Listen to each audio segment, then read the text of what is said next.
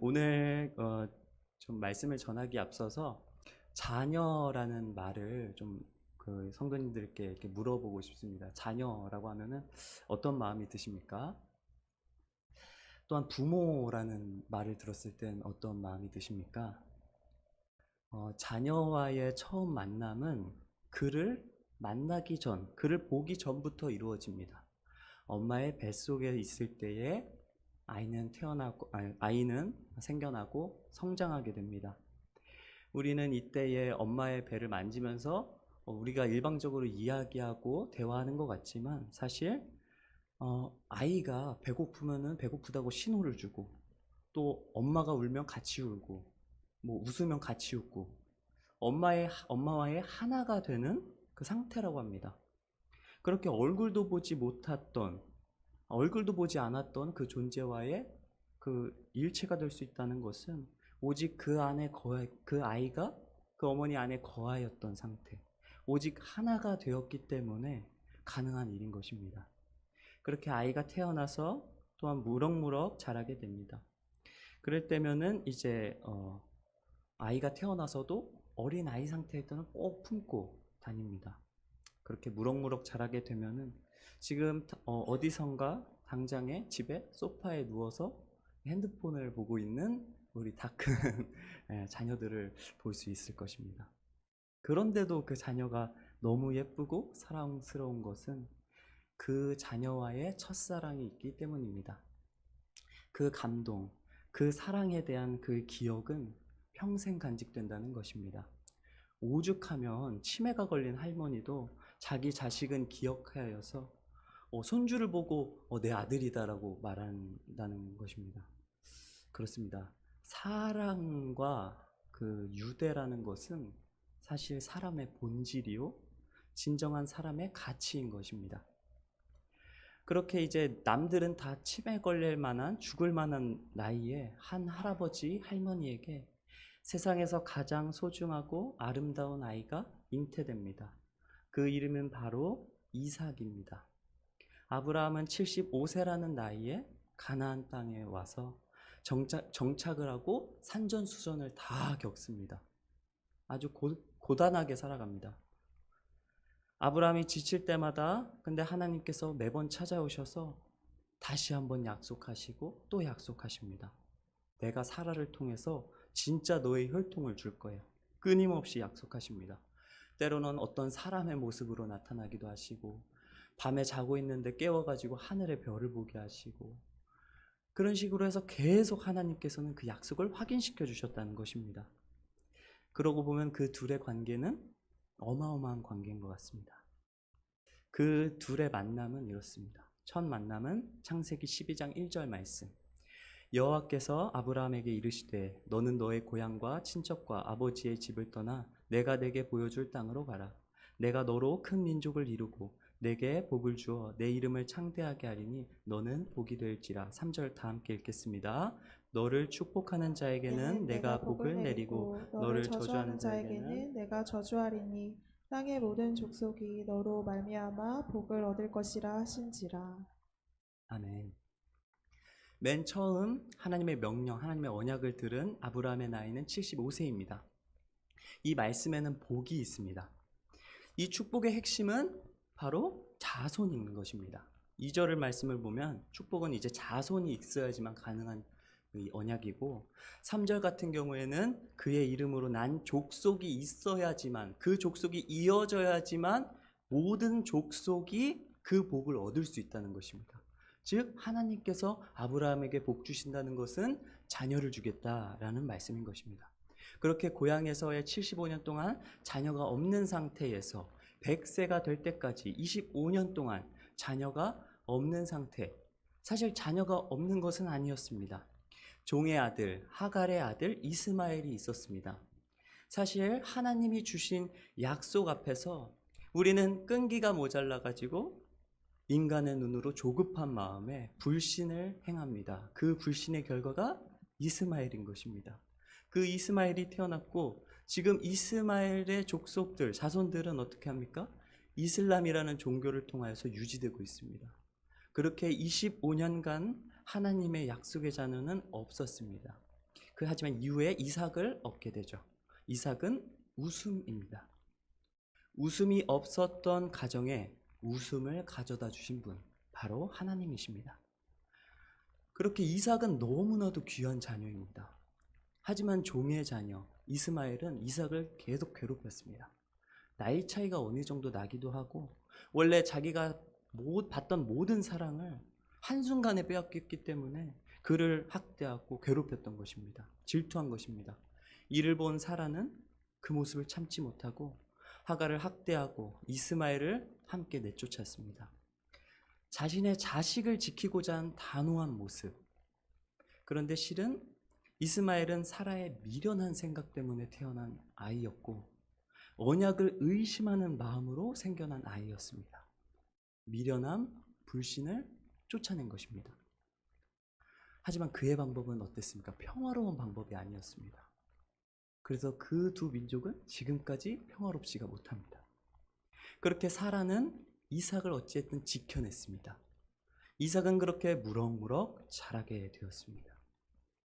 하지만 안타깝게도 22장 1절에서 2절 말씀, 그 일 후에 하나님이 아브라함을 시험하시려고 그를 부르시되 아브라함아 하시니 그가 이르되 내가 여기 있나이다. 2절 다 함께 읽겠습니다. 여호와께서 이르시되 내 아들 내 사랑하는 독자 이삭을 데리고 모리아 땅으로 가서 내가 내게 일러준 한 산 거기서 그를 번제로 드리라. 이삭이 태어났고 오랜만에 하나님은 그 가족을 찾아오셔서 그를 부르십니다. 아브라함아. 하지만 하나님이 그를 부르신 이유는 바로 시험하시려고입니다. 하나님이 무엇을 시험하십니까? 내 아들, 내 사랑하는 독자 이삭을 번제로 드려라. 하나님은 아십니다. 아브라함에게 있어서 이삭이 얼마나 소중한 아들인지 아십니다. 내 아들, 사랑하는 독자 이삭, 계속 말씀하시면서 그 소중함을 강조하고 또 강조하고 계십니다. 이는 이삭이 하나님께도 소중한 존재이기 때문입니다. 만약에 하나님이 이삭을 달랑 주시고 내 능력 중에서 그 자녀 주는 건 별것도 아니니까 이삭 정도 한 명 바치고 그 다음에는 많이 줄게, 이렇게 말씀한 것이 아닙니다. 만약에 그랬다면 하나님께서는 이렇게 말씀하셨을 겁니다. 거기 이삭 아무 데서나 번제 드리고 그렇게 나한테 바쳐라 라고 하셨을 겁니다. 하나님은 자신이 가장 아끼는 아브라함, 그 아브라함에게 약속하시고 또 약속하셨던 그 아들 이삭을 너무나도 사랑하십니다. 어쩌면 아브라함이 이삭을 사랑하는 것보다 하나님께서 이삭을 더 사랑하실 것입니다. 그런데 그 아들은 내가 이른 산, 즉 내가 보는 앞에서, 내가 주목하는 곳에서 그 아들을 죽여라 라고 말씀하십니다. 내 하나밖에 없는, 너도 사랑하고 나도 사랑하는 그 아들을 번제로 드려라. 어쩌면 가장 잔인하게 죽이라고 말씀하십니다.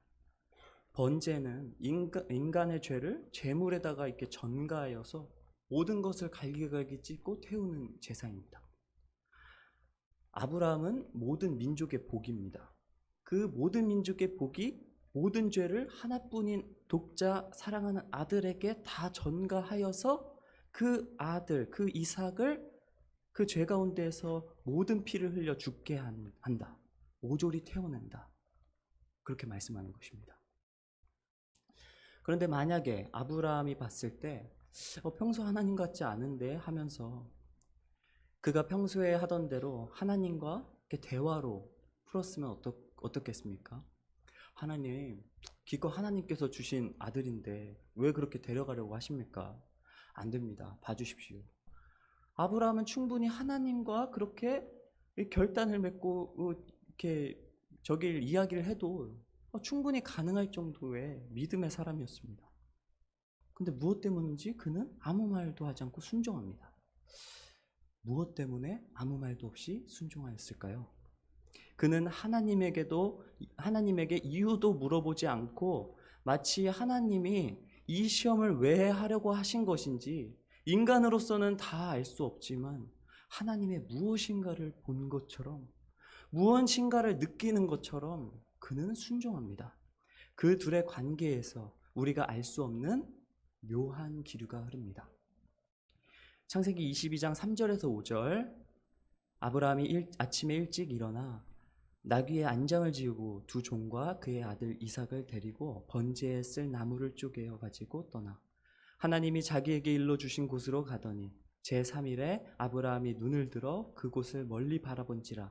이에 아브라함이 종들에게 이르되 너희는 나귀와 함께 여기서 기다리라. 내가 아이와 함께 저기 가서 예배하고 우리가 너희에게로 돌아오리라 하고, 이제 이삭을 그 제사들 장소에 도착을 했습니다. 예배하러 간다고 합니다. 그리고 우리가 돌아오리라, 그 마치 이삭을 바치는데 이삭은 이제 못 돌아오는데 돌아올 것처럼 이야기한다는 것입니다. 그렇게 산에 올라갑니다. 이 과정에서 이삭은 질문합니다. 22장 7절, 이삭이 그 아버지 아브라함에게 말하여 이르되 내 아버지여 하니 그가 이르되 내 아들아 여기 있노라. 이삭이 이르되 불과 나무는 여기 있거니와 번제할 어린 양은 어디 있나이까? 지극히 당연한 질문입니다. 이삭은 자신이 번제물이라는 것을 알지 못합니다. 그냥 아버지를 따라가는 것입니다. 이후 8절에서 10절 말씀 보겠습니다. 아브라함이 이르되 내 아들아 번제할 어린 양은 하나님이 자기를 위하여 친히 준비하리라 하고 두 사람이 함께 나아가서 하나님이 그에게 일러주신 곳에 이른지라. 이에 아브라함이 그곳에 제단을 쌓고 나무를 벌려놓고 그의 아들 이삭을 결박하여 제단 나무 위에 놓고 손을 내밀어 칼을 잡고 그 아들을 잡으려 하니, 번제할 어린 양은 하나님이 준비하신 양은 어디에도 없었습니다. 그런데 아브라함은 제단을 쌓고 그의 아들을 결박해서 그 아들을 그 제단 위에 올려놓는 것입니다. 그리고 칼을 들었습니다. 이 장면에서는 많은 해석들이 나옵니다. 아브라함은 어땠을까? 이삭은 어땠을까? 맞습니다. 인간이기에 감정이입이 될 수밖에 없습니다. 이삭은 젊으니까 아버지를 밀치고 도망갈 수 있지 않았을까? 그런데 안 그랬네. 아버지가 자신을 죽이려고 하는데 그는 왜 도망가지 않았을까? 만약에 성경에서 이삭이 아버지와 신랑이 하는 모습이 있었더라면 정확하게 그 모습을 묘사하였을 것입니다. 하지만 이삭은 자신의 아버지의 얼굴을 보았고 그의 마음을 알았기에 자신을 기꺼이 내어드린 것입니다. 나를 사랑하는 아버지, 더더군다나 아버지에게 들어왔던 전지전능하신 하나님, 아브라함이 자신의 아들을 바칠 때의 표정은 우리는 알 수가 없습니다. 근데 그 아이가 아무 말 없이 묶이는 것입니다. 아브라함의 얼굴을 보고 그 아버지를 바라보는 이삭의 마음은 그 누구도 알 수 없습니다. 그 둘의 묘한 기류가 흐릅니다. 가장 말도 안 되는 명령을 하신 하나님, 그것을 순종하고 있는 아브라함, 가장 말도 안 되는 제사를 드리고 있는 아버지, 그것을 순종하는 이삭. 하나님은 어떠한 마음이, 아브라함에게 어떠한 마음이 전해졌길래, 또한 아버지 아브라함에게는 어떠한 마음이 이삭에게 전해졌길래 이 모든 것에 순종이 일어났던 것일까요? 그렇게 자신의 아들을 묻고 칼을 들어 죽이려고 하자 여호와의 사자가 아브라함을 부릅니다. 아브라함아, 아브라함아 부르십니다. 아브라함은 1절에서와 똑같이 내가 여기 있나이다 라고 말합니다. 이후 창세기 22장 12절 말씀 다 함께 읽겠습니다. 사자가 이르시되 그 아이에게 내 손을 대지 말라. 그에게 아무 일도 하지 말라. 내가 내 아들 내 독자까지도 내게 아끼지 아니하였으니 내가 이제야 내게 하나님을 경외하는 줄을 아노라. 그렇습니다. 시험의 이유는 내가 하나님을 경외하느냐, 자신의 아들 독자를 바치면서까지 내가 나를 경외하느냐, 더 나아가서는 내가 정말 가장 사랑하는 아들이 죽는다고 해도, 내가 그 아들을 죽인다고 하더라도 그 아이를 통하여서 나 하나님의 언약이 성취될 것을 네가 믿느냐? 그 언약을 신뢰하느냐? 히브리서 11장 19절 말씀 보겠습니다. 그가 하나님이 능히 이삭을 죽은 자 가운데서 다시 살리실 줄로 생각한지라. 비유컨대 그를 죽은 자 가운데서 도로 받은 것이니라. 아브라함의 경외함은 전지전능하신 아버지가 오늘 나에게 어떤 말씀을 하셔서 그의 신실하신 언약을 반드시 지킬 것이라는 그 말씀을 믿고 있었던 것입니다. 그의 믿음이 모든 인류를 구원하는 것입니다. 그리고 말씀하십니다. 그 하나님께서는 내가 경외하는 줄 아노라, 내가 알겠다. 여기서 아노라라는 것은 남녀가 가장 은밀한 것을 서로 알 때 뜻합니다. 아브라함과 하나님은 서로의 마음을 누구보다도 깊게 이해하는 사이가 되었습니다. 눈을 들어 바라보니 순양이 보입니다. 이삭을 위해 대신 죽을 숫양을 하나님께서 준비하신 것입니다. 사실 이 자리는 하나님께서 아브라함을 시험하는 장소를 넘어서 하나님 스스로의 이야기를 아브라함을 통해서 비춰주시는 것입니다. 이 장소는 예수님, 하나님의 하나밖에 없는 자신의 독생자를 십자가에 달려 죽게 한 곳입니다. 모든 인간을 위해 주신 장소. 아브라함과 이삭이 올라갈 때 하나님도 계셨습니다. 그곳을 주목하고 계셨습니다. 사실 아브라함과 이삭이 올라가는 그 모습은 하나님과 그의 죄송합니다. 그의 아들 예수 그리스도가 올라가는 모습인 것입니다. 하나님께서는 자신의 아들을 바치는 하나님의 마음을 이해하는 사람이 누굴까 살피십니다. 그 사람이 바로 아브라함인 것입니다. 아브라함의 순종은, 아브라함의 경외함은 내 아들을 바쳤다라는 그 수준을 넘어서 하나님의 언약, 하나님이 약속하신 그 언약의 끝을 신뢰했던 것입니다. 나의 웃음은 이삭이 아닙니다. 나의 웃음은 하나님이십니다. 고백하는 것입니다. 이제는 예수님이 십자가를 지시고 올라갈 때로 가보겠습니다. 골고다 언덕 위, 이때 모든 인간을 구원하고자 하는 하나님의 마음을 이해하는 사람이 있었습니까? 아무도 없었습니다. 오직 아버지와 아들밖에 없었습니다. 수많은 사람들이 웅성웅성대며 그의 십자가 지는 모습을 보았지만 아무도 몰랐습니다. 예수님이 자신이 제물이 되셔서 그 산을 오르시는 과정, 아버지가 자신을 제물로 바치실 것이라는 것을 알았음에도 아버지의 마음을 알기에 유유히 순종하시는 그 모습. 결국 예수님은 십자가 나무에 매달리셔서 꼼짝도 못하시고 하나님의 그 마지막 피를 흘리기까지 하나님께서 모든 것을 허락하신 것입니다. 아브라함에게는 허락하지 않으셨습니다. 아브라함에게는 이삭을 죽이시는 것을 허락하지 않았지만 자기 아들을 죽일 때에는 허락하셨습니다.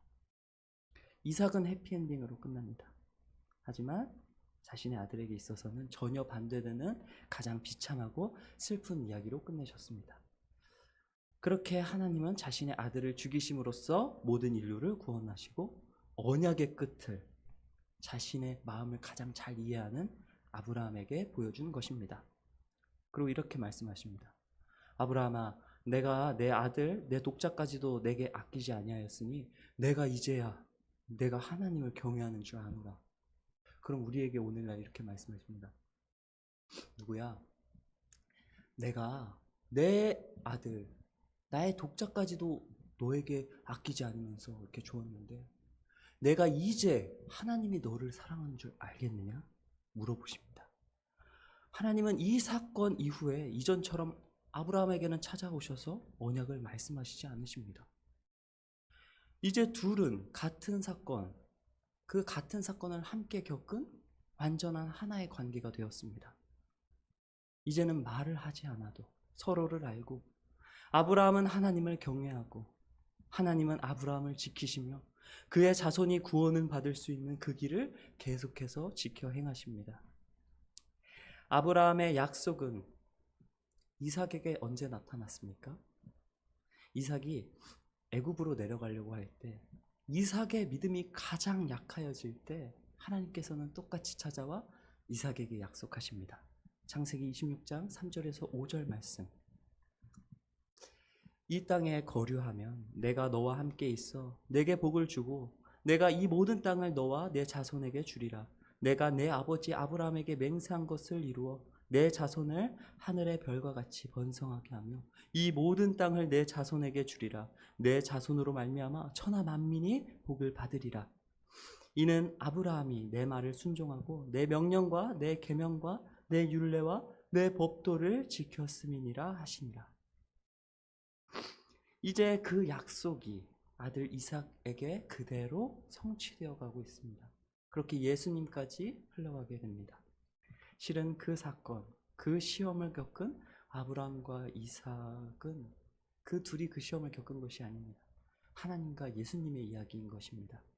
여기서 아버지와 아들의 유대, 그것을 살펴보아야 하는 것입니다. 영상 하나 보겠습니다. 총선이 아빠, 진영이 아빠. 항상 미안해요, 걔한테는.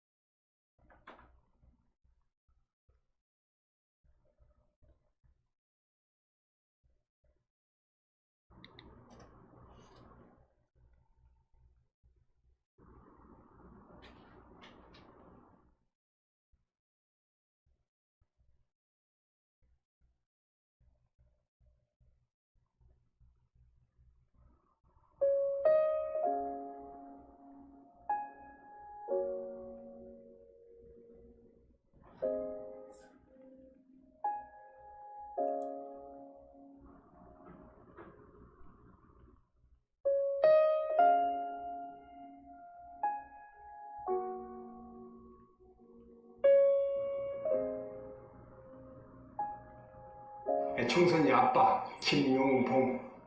난 신왕철 아빠 신현기. 이영근입니다. 큰아들이. 저 영우 아버지 되는 사람입니다. 조유섭 아빠, 진영이 아빠. 성함은 김성보. 생각나지요. 그 아들, 딸만 낳다가 아들 가졌는데 요번에도 딸이 못해갖고 했는데 네 엄마, 아빠, 동생한테 신경 써주고 고맙고. 부모로서 이렇게 뭔가를 충분하게 해줘야 되는데 그런 것도 못 해주고 그래서 참 마음이 아픕니다. 아들이라는 것은 어느 누가 바꿀 수도 없는 것이고 크게 뭐 도와주지도 못했고 했는데 그들이 알아서 잘 커가지고 계속 부족한 게 부모 마음 아닐까요? 죽는 순간까지. 그런, 제가 그런 마음으로 살고 있어요. 계속 부족한 거예요. 너무 엄하게 했다는 게 그게 좀 미안해.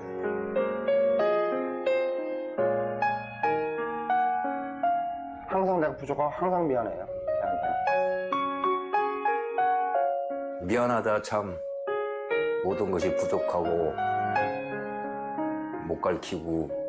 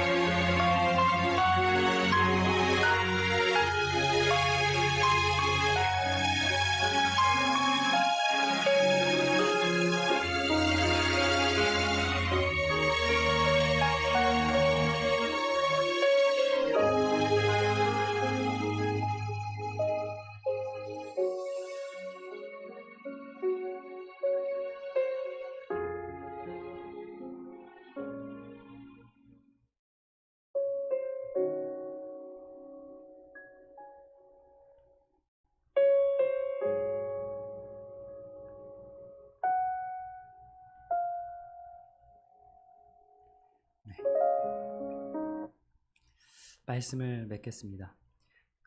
자식은 어떠하고 아버지는 어떻습니까? 이 영상에서 우리가 알 수 있는 것처럼 우리는 자식을 엄청 사랑하지만 아버지를 사랑하기는 참 힘든 것 같습니다.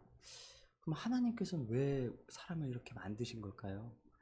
어쩌면 사실 하나님은 아버지로서 우리를 너무나도 사랑한다는 것을 말씀하시는 것 같습니다. 그 모형으로 우리에게 보여주시는 것 같습니다. 보여주십니다. 영상에서 그 직장인들이 아들이 무엇을 먹고 싶고 무엇을 원하는지 다 알고 있지만 이상하게만처럼 아버지가 무엇을 원하는지 고민하고 모르는 것을 볼 수 있습니다. 우리도 마찬가지로 정작 우리 아버지 하나님이 원하시는 것이 무엇인지 잘 모를 때가 있습니다. 하나님께서 원하시는 것은 무엇일까요? 오늘 자식을 바쳐라, 하나뿐인 독자를 바쳐라 라고 말씀하십니까? 그것이 아닙니다. 하나님이 오늘 나를 얼마나 사랑하시는지 알기 원하십니다. 예수님이 나의 아들을 죽이면서까지 너를 사랑한다라고 말씀하는 것을 알기를 원하시는 것입니다. 그리고 예수님이 죽기만 하셨다면, 그리고 우리가 그것을 그날의 비참함만 믿는다면 우리는 참 미련한 자일 것입니다. 예수님은 어떻게 하셨습니까? 부활하셨습니다. 부활하셨습니다. 그리고 그 모든 영광을 받으셨습니다. 하나님은 자신의 아들에게 가장 아픈 시험을 주셨지만 세상에서 가장 좋은 것으로 주셨습니다. 또한 그를 믿는 모든 사람들에게, 모든 민족에게, 우리에게 부활의 영광을 허락하셨다는 것입니다. 신실하신 하나님이십니다. 아브라함 때부터 말씀하신 것입니다. 그리고 그것을 넘어 예수님 이후에 오늘 우리에게까지 말씀하고 있는 것입니다. 참된 영생, 참된 생명, 참된 진리인 것입니다. 그 근본의 이유는 무엇입니까? 바로 사랑입니다. 그런 하나님과의 유대가 깊어지시는 모든 성도님들 되시길 주님의 이름으로 축복합니다.